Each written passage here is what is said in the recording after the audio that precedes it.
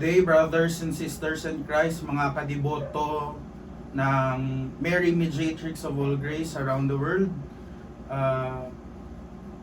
Magandang umaga, magandang hapon, magandang gabi sa lahat, saan mang panig ng mundo. I'm so thankful sa ating first Saturday conference ngayon. Thank you for giving me opportunity to speak about my personal encounter about Mary Mediatrix of all grace. At the same time, our movement here in Iloilo, together with our spiritual director, Right Reverend Monsignor Sergio Hamuyot, the spiritual director of Mediatrix Core Group of the Archdiocese of Haro, I would like to greet everyone a blessed day sa lahat ng mga nakikinig sa atin.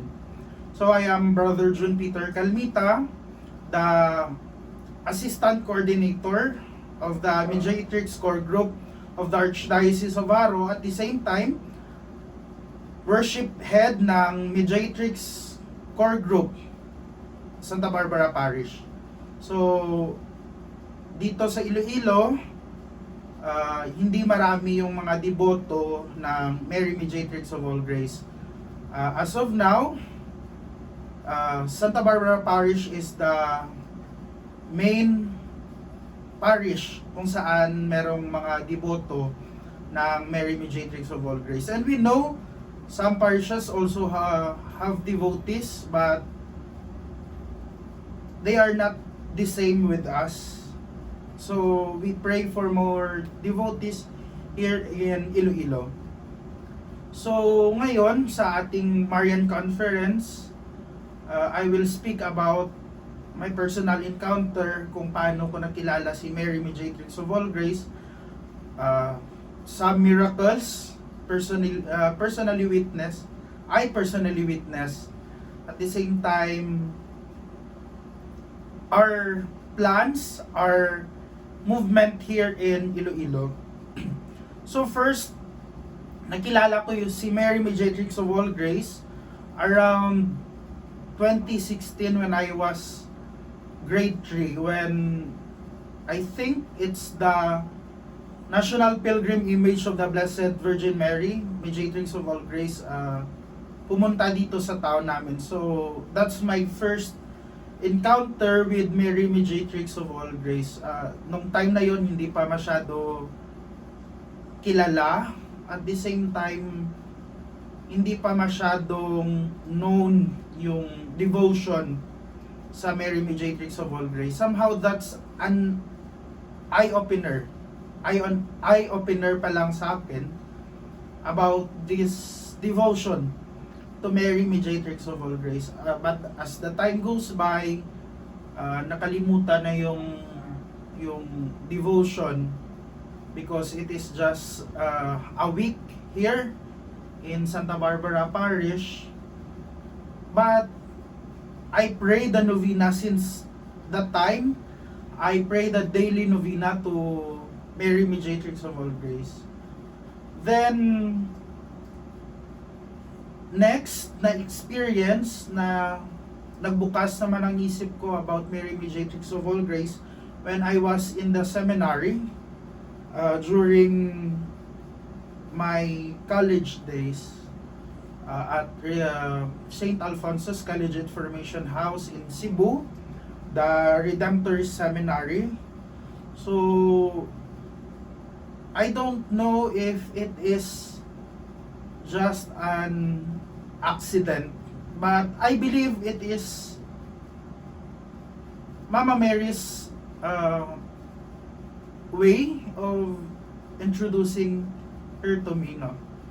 Because while I was at the library, I found this book written by June Lee, and I was parang I remember this image, the Mary Mediatrix of all grace, and it captured my heart. So binasa ko, and one time during one of our activities, ay sinabi ko na kung pwede, during our spiritual reading, in fact, I said that kung pwede yun yung basahin. And I was astonished with those miracles, with those conversion happen because of the intercession of Mary, Mediatrix of all grace. So from there, I started devotion at the same time skeptical. I admit to myself that that time I was skeptical about this devotion because of the negative verdict of the church about the apparition. So I became skeptical. At the same time, sabi ko sa sarili ko, can I know deeper about this devotion to Mary, Mediatrix of all grace? So nag-research until such that I was convinced by the authenticity of the apparition. At the same time, the theological meaning of the explanation of the name Mary, Mediatrix of all grace. So from there, I pray the novena. I read more about the Mediatrix. So dun, in that way, napa-deepen yung devotion ko sa Mary, Mediatrix of all grace. And around 2016, while strolling at a Catholic bookstore, alam ng lahat, the St. Paul's, I saw this image of Mary, Mediatrix of all grace, and it captured my heart. Her eyes, her hands willing to embrace each and every one. So pinag-ipunan hanggang nabili itong image. So as of now, this is 5-year-old image of Mary, Mediatrix of all grace. And from there, I pray the rosary every day. I pray the novena. And until such 2018, when I was introduced to the Mediatrix core group of the Archdiocese of Haro, because that time they started this school by school program kung saan inililibot yung imahe ng Mahal na Birhen, teaching the students how to pray the rosary, giving talks about life. So I was approached by a friend of mine here in the parish if I want na sumama sa kanila. So sumama ako. So at first parang wala lang, but time goes by, the lady captured my heart. Na pinakita yung mediation niya sa akin.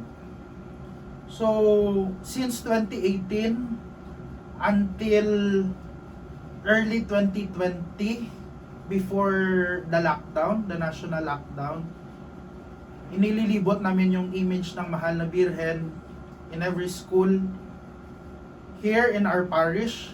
It was launched at the parish of Our Lady of Peace and Good Voyage at La Paz, Iloilo City.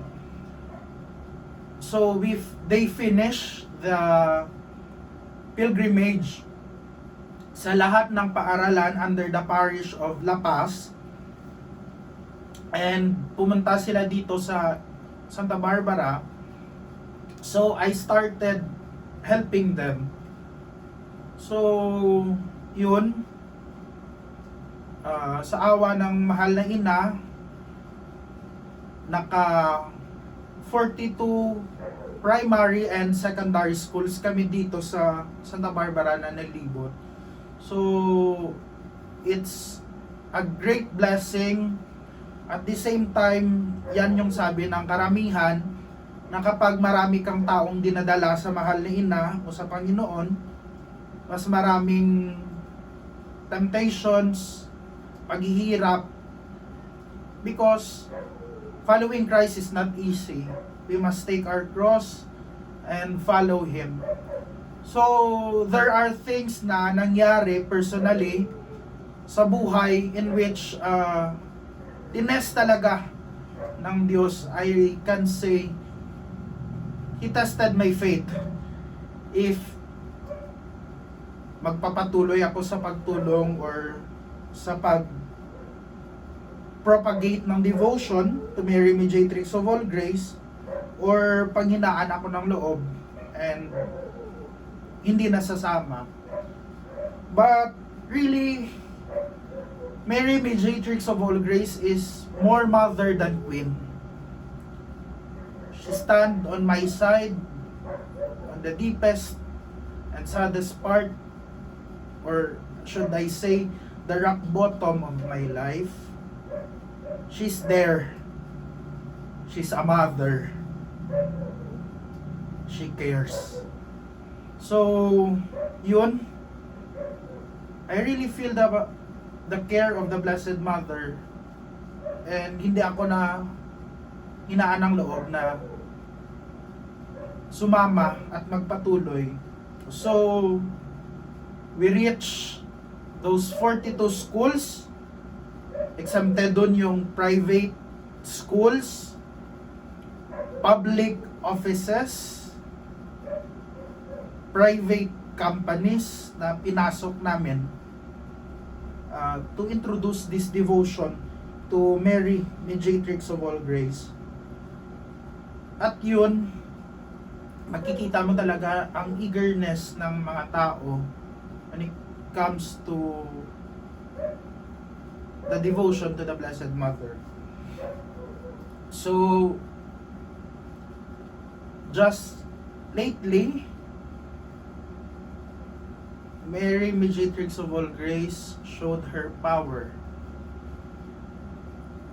First week of May, we find that we are COVID positive. Lahat kami dito sa bahay. 5 of us. And that time I somehow questioned. Sabi ko sa Blessed Mother, why ginawa ko lahat for you, but why nangyari ito sa amin? May 6 we find that we nag-home quarantine kami. But on the 13th of May, the feast of Our Lady of Fatima, ay nahirapan na ako na huminga. So I decided na magpa-admit sa hospital with my father. Sabi ko talaga, iba talaga yung demonyo. May 13 pa talaga, feast of Our Lady of Fatima. And dun sa hospital, dalawa lang kami sa room ng tatay ko. Wala kang magawa kundi magdasal.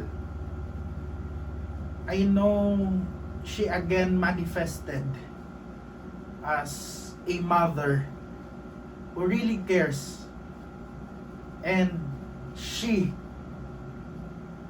gave that grace, which is Jesus, to us.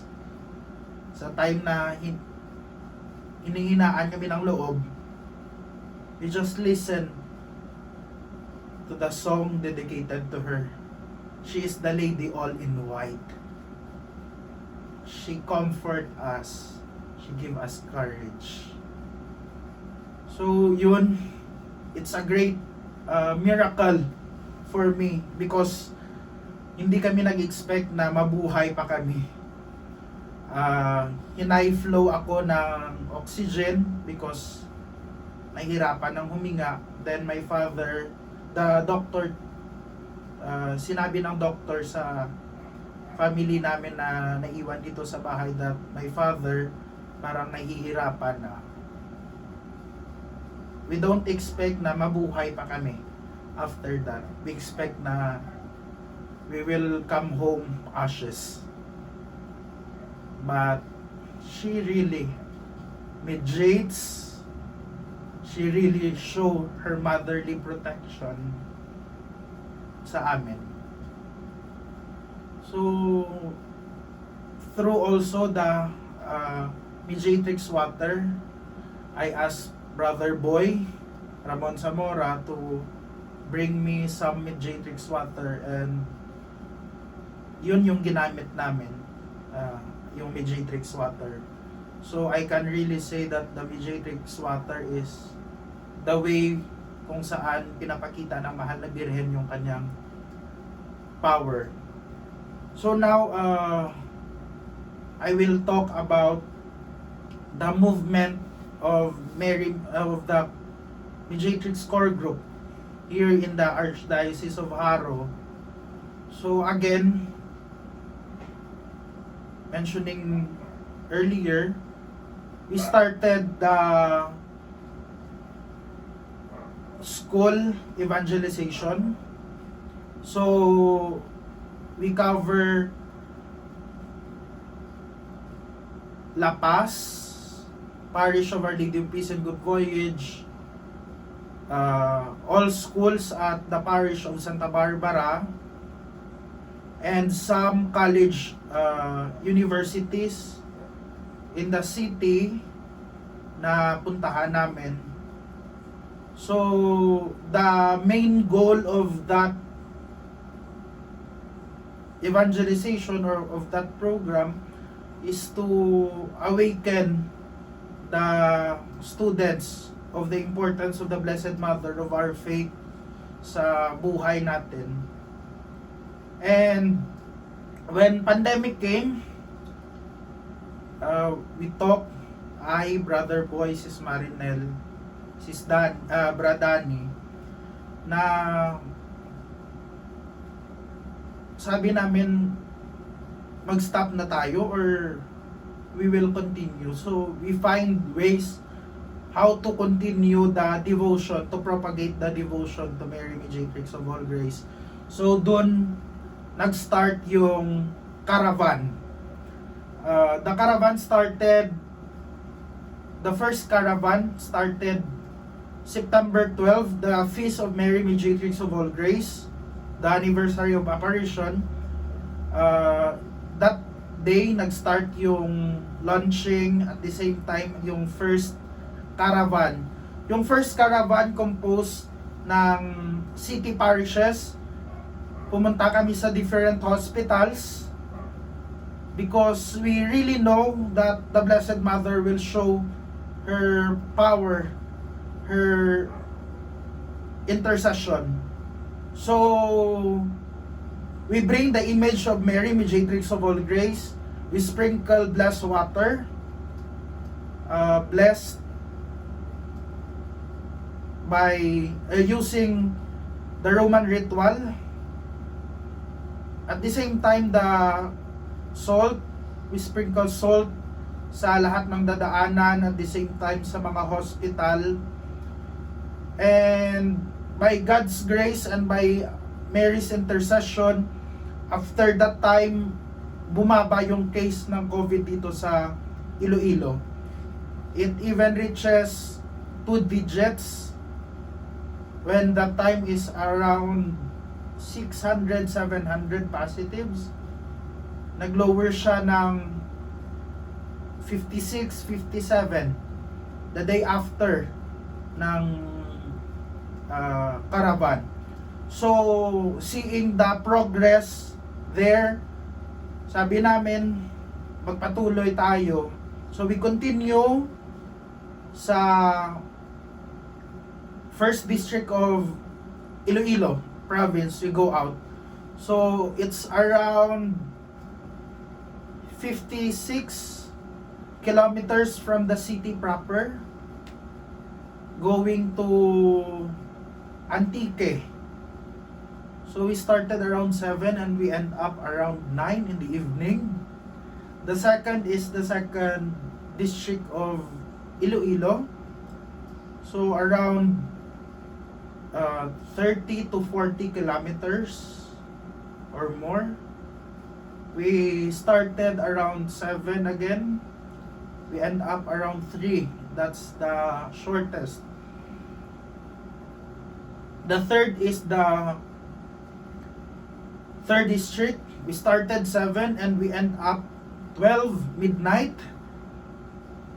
But the people waited that long, from 7 to 12, especially those last parishes.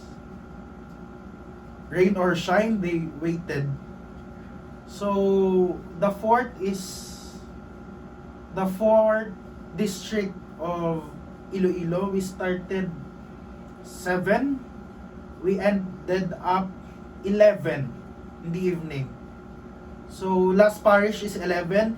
We traveled around 30 to 1 hour, 30 minutes to 1 hour going back to the parish of Santa Barbara. The fifth is the fifth district. We started at the parish of Santa Teresa de Avila at Carles, Iloilo. Carles is the last town. After that is Capiz. So we started around 7 and we end up 8 or 9 in the evening at the last parish. And we traveled another 2 hours to reach Santa Barbara. So doon nakita namin yung intercession, ang power ng Mediatrix.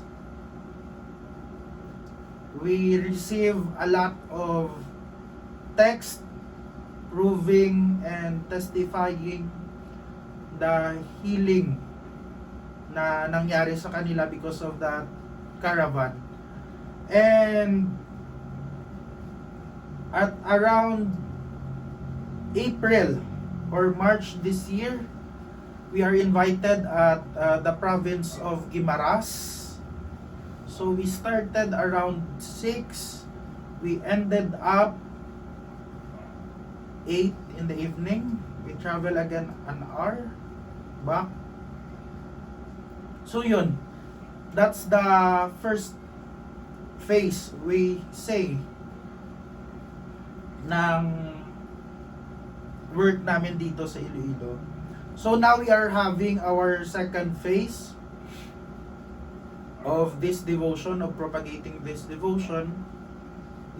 That's the home enthronement of the image of the Blessed Mother.